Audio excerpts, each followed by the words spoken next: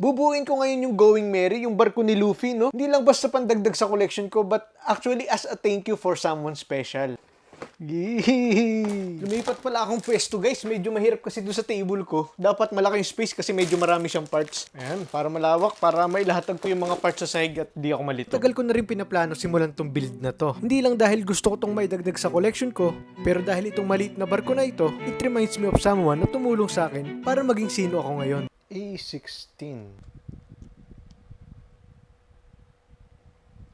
The Going Merry was the first ship of the Straw Hats. Hindi perfect, hindi flashy, pero totoo. Just like the person I'm building this for. Ito, main part na yung gagalawin natin dito. Bitin, mismong katawan na ng barko. Itong barko na to, hindi naman niya kailangan maging pinakamalaki. Actually, maraming mas malaki sa kanya. Pero it doesn't matter kasi nadala naman ito si Luffy through chaos, through storms, na kung saan nag-grow sila as a crew. At yan din yung ginawa ng tao na to sa akin. Yung mahirap yung maliliit na sticker. Tignan nyo naman kung gaano kaliit.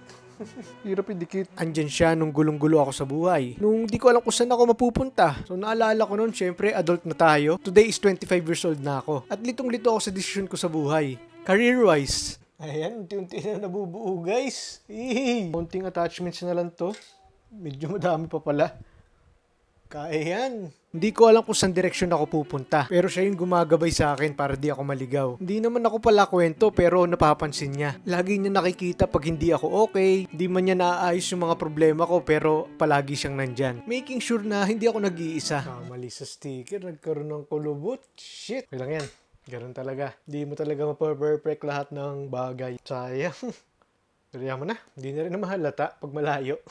Pero alam nyo, sa storya ng Going Merry, di yung mga sira, problema at gulo yung mabigat eh. It was the goodbye. Yes, konti na lang buo na. As you all know, sa journey ng Straw Hats, nasira yung Going Merry. Kasi dumating talaga sa point na irreparable na yung damage. Kaya, it has come to an end. Ayun na guys, and nabuo ko na. Ang final piece na lang ay itong stand niya. So, lagay na natin sa tubig. Yuhu! Ganda, gagi. Angas. Ang pagbuo ko nito ay yung way ko para mag-thank you. Para sa pagdala sa akin sa kung nasan ako ngayon. Para sa pagiging Going Merry ko. Kaya guys, if you have someone na matatawag mong sariling Going Merry mo, take the chance mag-thank you na kayo sa kanila and appreciate nyo yung presence nila. Kasi you'll never know kung kailan sila mawawala. Kagaya ng Going Merry, di ba?